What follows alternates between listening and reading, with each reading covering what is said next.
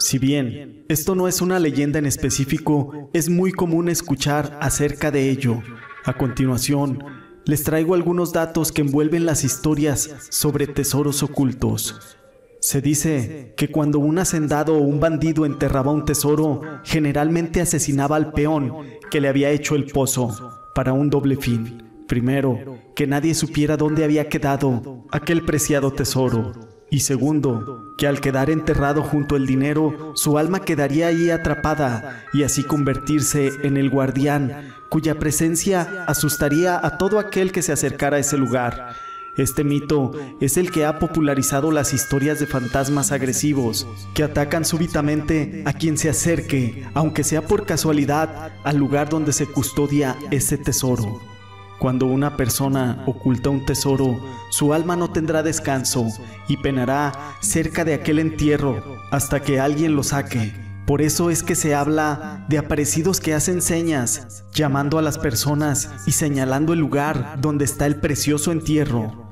En la antigüedad, enterrar una riata junto al dinero haría un sortilegio que provocaría que aquel lazo se convirtiera en una serpiente cada vez que alguien quisiera sacar aquel tesoro.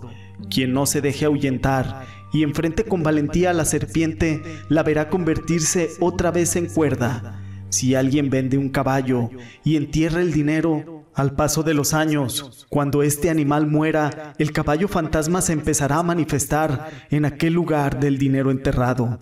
Esto es para explicar la aparición de algunos puercos, gallinas, toros y otros animales domésticos. El dinero enterrado va produciendo ciertos gases tóxicos y alucinógenos que pueden envenenar la sangre de quien lo respire y crearle alucinaciones. Por eso son famosas las historias de apariciones espantosas cuando están frente a aquel tesoro.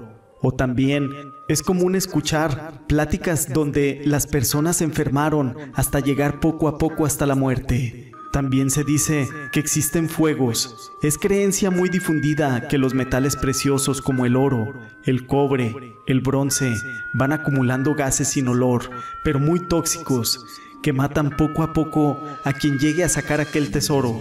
Los metales preciosos cada cierto tiempo liberan el gas acumulado y al contacto con el aire se encienden formando una llamarada, a veces azulosa, otras veces de color rojo.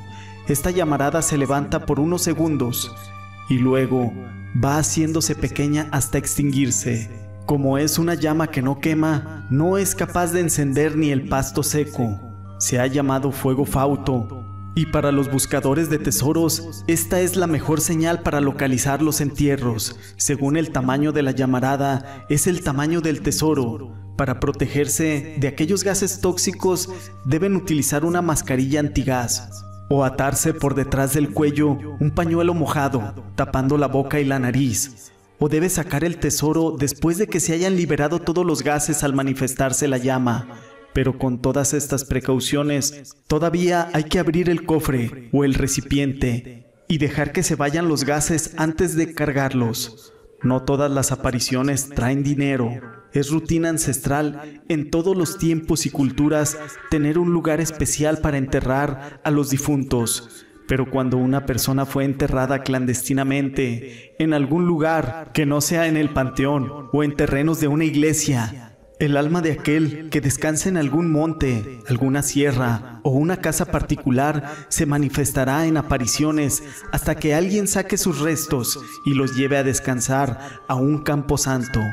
Aquí es cuando se dice que no toda la manifestación sobrenatural significa dinero. También puede ser el alma de una persona que no descansa en paz. Todo o nada.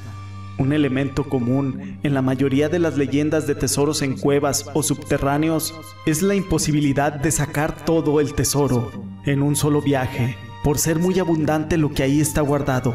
Ahí es donde aparece la voz cavernosa o a veces del fantasmal guardián haciendo una presencia física para advertir que si no lo puede sacar todo, entonces no podrá tomar nada. Y la voz de ultratumba retumba por todo el lóbrego lugar, repitiendo amenazantemente: todo o nada. Si la advertencia no es atendida, la puerta se cerrará, el lugar se derrumbará o el atrevido será atacado por el guardián y quedará ahí muerto, tendido sobre aquel tesoro. Por eso se habla de varios esqueletos encontrados junto a las riquezas, ya que fueron aventureros que no hicieron caso a esta terrible advertencia. La muerte espera. Es tradicional creer que alguien tiene que morir al desenterrar un tesoro. Así pues, alguien morirá por inhalar los gases fatídicos o debido a una maldición. Morirán 2 de cada 5 o 3 de cada 7, pues el guardián de los dineros cobrará venganza, y ésta se puede consumar días después de aquella aventura. Si esta maldición no se cristaliza en la muerte de ninguno de los exploradores, entonces el fatalismo lleva a creer que la venganza del espíritu guardián cobrará su cuota de muerte en algún familiar de cada uno de los que iban a morir. También se dice que los fantasmas son seres estéreos, incapacitados para hacer contacto físico con el cuerpo de un humano. Se les puede oír o se les puede sentir o ver, pero no se les puede tocar, ni ellos ser tocados. Entonces, ¿cómo nos podrían hacer daño? La tradición popular dice que el daño es solo imaginario, su ataque es psicológico. Nos pueden atacar y hacernos sentir dolor, y hasta podemos ver brotar nuestra propia sangre en heridas. Pero al abandonar el lugar del tesoro, descubriremos que nuestras heridas desaparecieron o nunca existieron. Quien resista el ataque de aquel fantasma puede llegar a conquistar el tesoro, pero quien no tenga la capacidad suficiente para resistirlo, aparecerá muerto, sin huellas de violencia, y se dictaminará que murió por un infarto. Incluso, cuando se busca un tesoro, no se debe de llevar ningún arma de fuego, ni punzocortante, pues esto ahuyentará al espíritu que señalará el lugar donde desea entregar el tesoro. Además, las armas son muestra de desconfianza, y eso es una señal de predisposición a la violencia por la codicia, inconformidad o alguna envidia. También puede ser avaricia, y esto ahuyenta las fuerzas espirituales benignas y llaman a los seres del mal. Así que cuando no se busque un tesoro con el corazón limpio, en vez de riqueza lo que van a obtener es un susto que puede costarles hasta la vida. También se cuenta que el dinero puede estar encantado. Ese dinero está custodiado por el mero diablo mayor. Se escucha por los pueblos. Se cree que un demonio está custodiando un tesoro, ya que aquellas riquezas están malditas, por ser depósito de ladrones o de asesinos, o producto de muchos crímenes, y por haber costado tanta sangre, son dinero del diablo. Así las cosas, el que intente rescatar aquellas riquezas se va a ver envuelto en una jornada de terror insoportable para cualquier ser humano.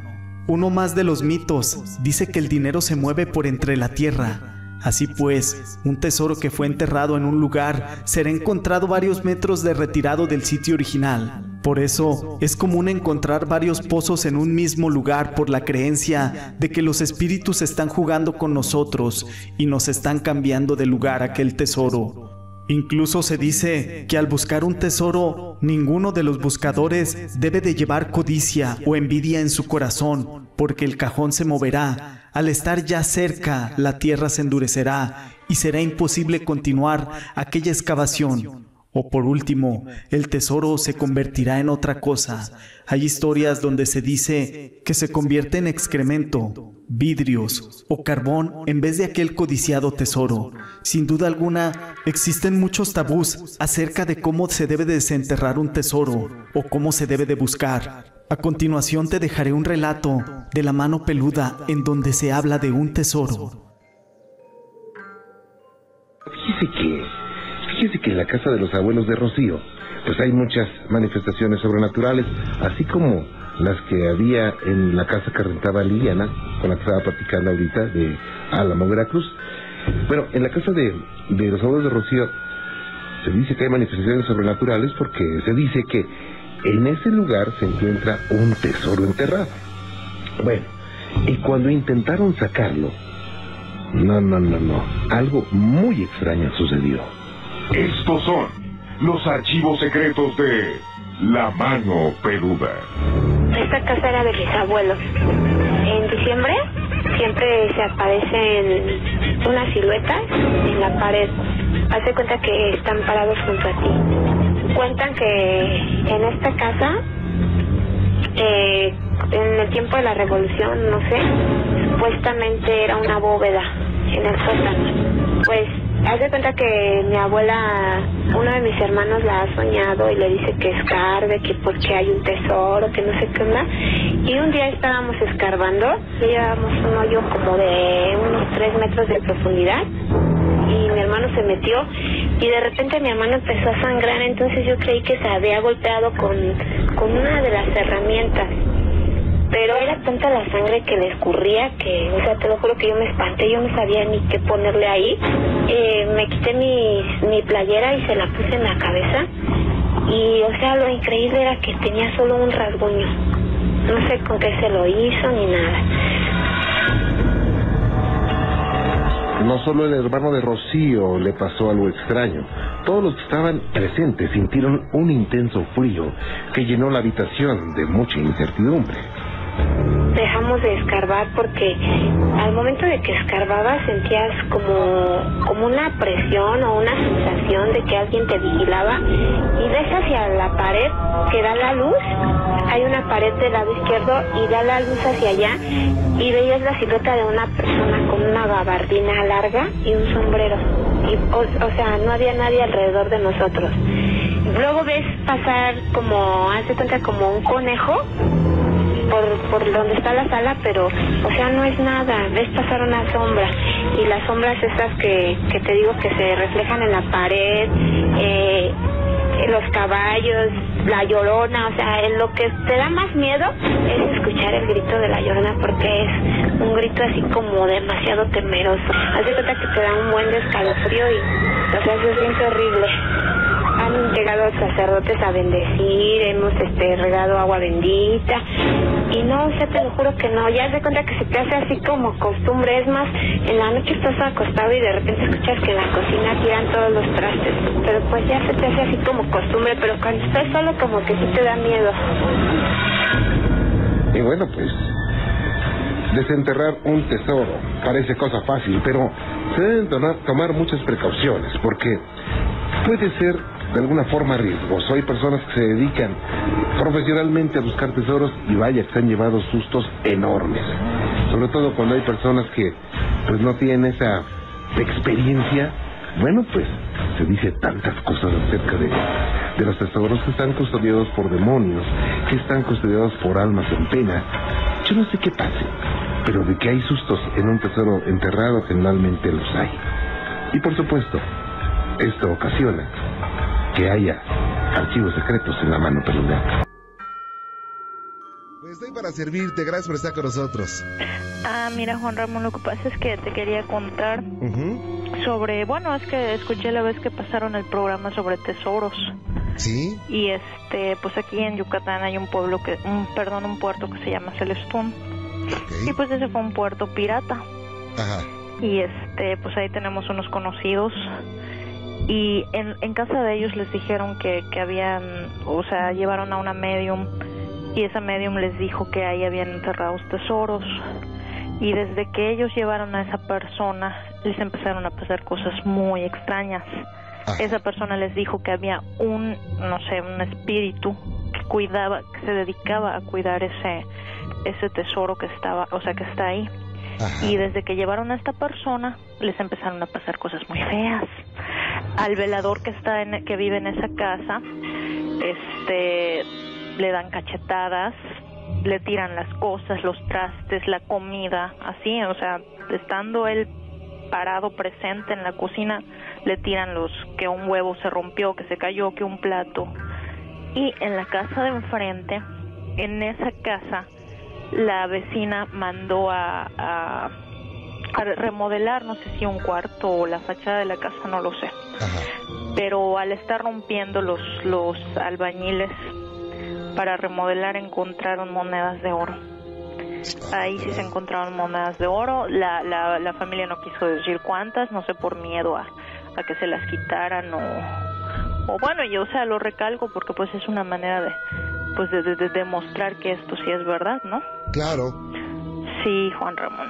Oye, y bueno, ¿cuándo fue esto, Esto tiene aproximadamente, o sea, es ahora, de lo que te cuento de que la familia llevó a esta persona a su casa para que les dijeran en qué parte pues de la casa puede estar el tesoro con la intención de desenterrarlo. Fue hace aproximadamente como, ¿qué será? 3-4 años. Ajá. Pero o sea, a partir de eso, o sea, las cosas que les empezaron a pasar, pues siguen sucediendo. ¿Qué es lo más fuerte que les ha ocurrido? Lo más fuerte que bueno, pues como te comento, la vez que el velador estaba durmiendo, y ya varias veces le ha pasado, que se lo despiertan así a cachetadas. ¿A cachetadas? Sí, se despierta y no, o sea, no hay nadie, ya se imagina usted con el susto. Sí, ¿cómo no? Sí. Qué cosa, ¿eh? Sí, o sea, desde aquella vez de que escuché el programa que trató de eso, pues yo quise comunicarme, pero pues no. Imagino que estaba muy saturado y no había podido comunicarme hasta ahorita. Ay, muchas gracias. Y ¿sabes qué? Yo Sí. pienso que a veces los tesoros, ya sea que tengan joyas, oro o, no sé, billetes o cosas de valor, a veces, como dicen los abuelitos, son bienes malditos, ¿no? Que están acompañados de seres de oscuridad porque se obtuvieron de mala forma, ¿no? Así es. Es eso lo que se cree, ¿no? Claro que